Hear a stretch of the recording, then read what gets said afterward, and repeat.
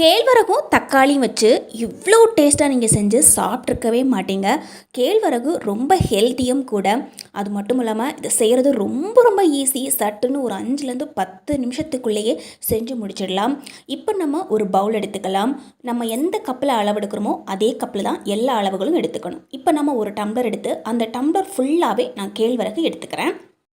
சின்ன குழந்தைங்கள்லேருந்து பெரியவங்க வரைக்கும் ரொம்ப ருசித்து சாப்பிடக்கூடிய அளவுலையும் இருக்குங்க. நம்ம எந்த கப்பில் கேழ்வரகு எடுத்தோமோ அதே கப்பில் அரை கப் அளவுக்கு கடலைப்பருப்பு எடுத்துக்கலாம். இந்த கடலைப்பருப்பு இது கூட சேர்க்கும்போது டேஸ்ட்டு ரொம்ப அருமையாக இருக்கும்.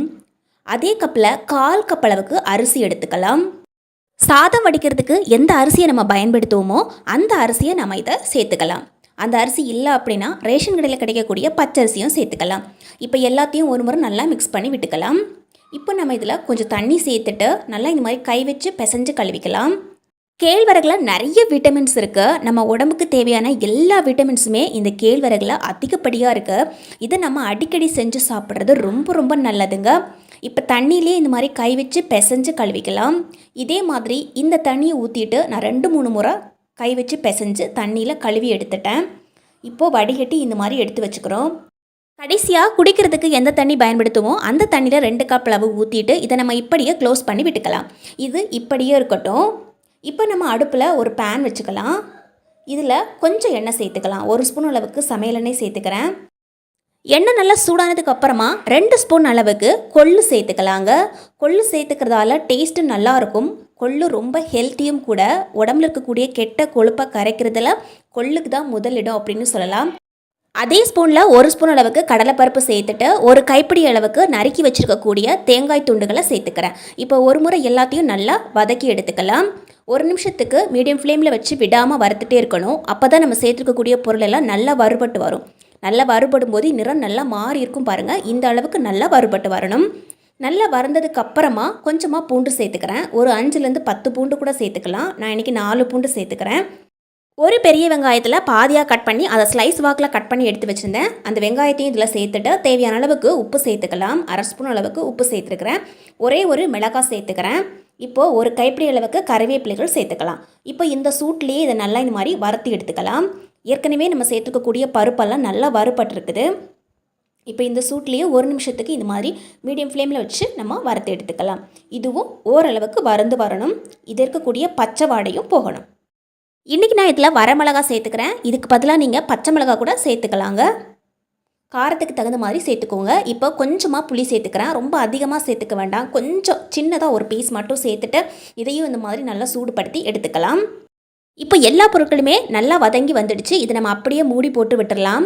ஏற்கனவே நம்ம ஊற போட்டிருந்த பொருட்கள் எல்லாம் நல்லா ஊறி வந்திருக்குது. மினிமம் இது ஒரு 4 மணி நேரம் நல்லா ஊறி வரணும். அல்லது நீங்கள் காலையில் செய்கிறீங்க அப்படின்னா நைட்டு தூங்க போகும்போதே ஊற வச்சிடலாம். அப்படி பார்க்கும்போது காலையில் நல்லா ஊறி இருக்கும். நம்ம வந்த உடனே செய்ய ஆரம்பிச்சிடலாம்.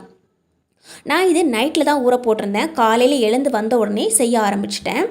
உடனடியாகவே இதை செய்யணுன்னா தண்ணியை நல்லா சூடு பண்ணிவிட்டு இந்த பொருளெல்லாம் அப்படியே போட்டு மூடி போட்டு விட்டுருங்க. 1/2 மணி நேரத்துக்கு அப்புறமா தண்ணியெல்லாம் வடித்து எடுத்துட்டு அதுக்கப்புறமா இந்த மாதிரி மிக்ஸி ஜாரில் போட்டுக்கலாம்.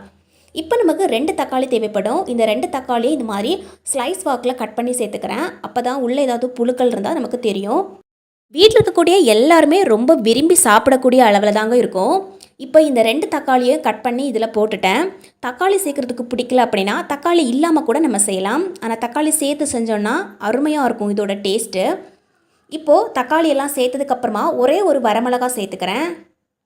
இப்போது சின்ன பீஸ் இஞ்சி 1 எடுத்துக்கிறேன். தோல் மட்டும் சீவிட்டு கழுவி எடுத்துகிட்டு வந்துட்டு சின்ன சின்னதாக இதில் கட் பண்ணி போட்டுக்கலாம். இஞ்சி சேர்க்குறதால நல்ல வாசனையாக இருக்குங்க. சின்ன பீஸ் இஞ்சி மட்டும் சேர்த்தா போதும். இப்போ நம்ம ஜீரகம் சேர்த்துக்கணும். 1/2 ஸ்பூன் அளவுக்கு மட்டும் ஜீரகம் சேர்த்துக்கணுங்க. இப்போ நம்ம மிளகு சேர்த்துக்கலாம். ஏற்கனவே நம்ம ஒரு வரமிளகா சேர்த்துருந்தோம். அதனால் மிளகு நான் இன்றைக்கி கம்மியாக சேர்த்துக்கிறேன். மிளகு மட்டுமே சேர்த்துக்கிட்டிங்கன்னா 1/2 ஸ்பூன்லேருந்து 1 ஸ்பூன் வரைக்கும் கூட சேர்த்துக்கலாம்.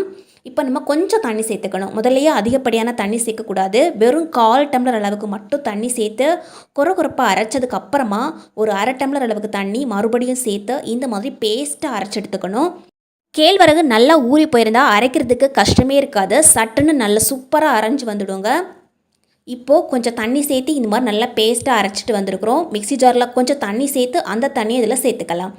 இப்போ இதுக்கு தேவையான அளவுக்கு உப்பு சேர்த்துக்கலாம். 1/2 ஸ்பூன் அளவுக்கு உப்பு சேர்த்துட்டு கொஞ்சம் தண்ணி சேர்த்துட்டு இந்த மாதிரி நல்லா மிக்ஸ் பண்ணி விட்டுக்கலாம். ரொம்ப கெட்டியாக இல்லாமல் பார்த்துக்கோங்க. தண்ணி கொஞ்சம் கம்மியாக இருந்தால் கொஞ்சம் எக்ஸ்ட்ரா தண்ணி ஊற்றி இந்த மாதிரி தண்ணியாக மிக்ஸ் பண்ணி எடுத்துக்கணும். இந்த மாதிரி இருக்கணும் பாருங்கள். மிக்ஸ் பண்ணி எடுக்கும்போது உப்பு காரம்லாம் கரெக்டாக இருக்கான்னு செக் பண்ணிக்கோங்க. இப்போ நம்ம ஒரு மிக்ஸி ஜார் எடுத்துக்கலாம். ஏற்கனவே நம்ம வறுத்து வச்சுருக்கக்கூடிய பொருட்களெல்லாம் நல்லா வறுபட்டு வந்து ஆறி போயிருக்குது. ஆறுனதுக்கப்புறமா நம்ம இதில் சேர்த்துக்கலாம். வறுக்கும் போதே இதில் நம்ம தேவையான அளவுக்கு உப்பு சேர்த்துருந்தோம். தேங்காய் சேர்த்துருக்கிறதால தண்ணி எதுவும் சேர்க்காமல் கொரகொரப்பாக அரைச்சி எடுத்துடணும். அதுக்கப்புறமா கொஞ்சம் தண்ணி ஊற்றி அரைச்சி எடுத்துக்கலாம். இப்போ நான் கொஞ்சம் தண்ணி ஊற்றி அரைச்சிட்டு வந்திருக்கிறேன். இந்த மாதிரி பேஸ்ட்டு அரைச்சி கிடைக்கும் நமக்கு. இது ரொம்ப ஈஸியாக சற்று நம்ம செய்யக்கூடியது. நல்ல வாசனையாகவும் இருக்கும். டேஸ்ட்டு பார்த்திங்கன்னா செம்மையாக இருக்கும். இது நம்ம இட்லி, தோசை, சப்பாத்தி, சாப்பாடு அப்படின்னு எல்லாத்துக்கூடையும் பிசைஞ்சு சாப்பிட்டா கூட ரொம்ப அருமையாக இருக்குங்க. இது நம்ம இப்படியே வச்சிடலாம். இப்போ நம்ம ஒரு தோசைக்கல் வச்சுக்கலாம். தோசைக்கல் நல்லா சூடானதுக்கப்புறமா துணி வச்சு இந்த மாதிரி எண்ணெய் ஊற்றி நல்லா தொடச்சி எடுத்துக்கலாம். தோசைக்கல் நல்லா சூடானதுக்கப்புறமா நம்ம மிக்ஸ் பண்ணி வச்சுக்கக்கூடிய மாவு இருக்கு இல்லைங்களா, அப்படியே இதில் ஊற்றிக்கலாம். இது புளிக்க வைக்கணும் அப்படிங்கிற அவசியம்லாம் கிடையாதுங்க. நம்ம இதை தக்காளி சேர்த்துருக்கிறதால தக்காளியோட பச்சை வாடை அடிக்குமோ அப்படின்னு நீங்கள் பயப்படவே தேவையில்லை. அந்த மாதிரி எதுவுமே ஆகாது. நல்ல டேஸ்ட்டாக இருக்கும். இதை நம்ம க்ளோஸ் பண்ணி வேக வைக்காமல் இந்த மாதிரி ஓப்பன்லேயே வேக வச்சுட்டு கொஞ்சம் வெந்ததுக்கப்புறமா இந்த மாதிரி திருப்பி போட்டு வேக வச்சு எடுத்துக்கணும். டெய்லி நம்ம அரிசியால் செஞ்ச இட்லி, தோசை செஞ்சு சாப்பிட்றதுக்கு இந்த மாதிரி அதிகப்படியான கேழ்வரகு சேர்த்து ரொம்ப சாஃப்டான தோசை செஞ்சு சாப்பிட்லாம். தோசை மட்டும் இல்லை, இந்த மாதிரி நம்ம இட்லி ஊற்றி கூட செஞ்சு சாப்பிட்டுக்கலாம். இந்த இட்லி வெந்ததுக்கப்புறமா நான் உங்களுக்கு எடுத்து காமிக்கிறேன். அது எவ்வளோ சாஃப்டாக இருக்குன்னு நீங்களே பாருங்கள். நார்மலாக நம்ம இட்லி, தோசை மாவு அரைச்சிட்டு நைட்டு ஃபுல்லாக நல்லா புளிக்க வச்சாதான், அதாவது மினிமம் 8 மணி நேரம் நல்லா புளிச்சாதான் அதில் தோசையும் இட்லியும் வரும். ஆனால் இது பார்த்திங்கன்னா புளிக்க வைக்கணும் அப்படிங்கிற அவசியமே இருக்காது. இது மாதிரி அரைச்ச உடனேயே நம்ம செய்ய ஆரம்பிச்சிடலாம். நம்ம இப்போ செஞ்ச சைடிஷ் பார்த்திங்கன்னா இதுக்கு ஒரு சூப்பரான ஏற்ற ஒரு சைடிஷாக இருக்கும். அல்லது நீங்கள் இதுக்கு வேர்க்கடலை சட்னி, தக்காளி சட்னி, கார சட்னி இந்த மாதிரி எந்த சட்னி வச்சு சாப்பிட்டாலும் ரொம்ப ரொம்ப அருமையான ஒரு சுவையோடு இருக்குங்க. இதில் நம்ம தக்காளி சேர்த்து செய்கிறதால நல்ல டேஸ்ட்டாக இருக்கும். அதே சமயத்தில் தக்காளியோட வாசனை, பச்சை வாடை அப்படி எதுவுமே இருக்காது.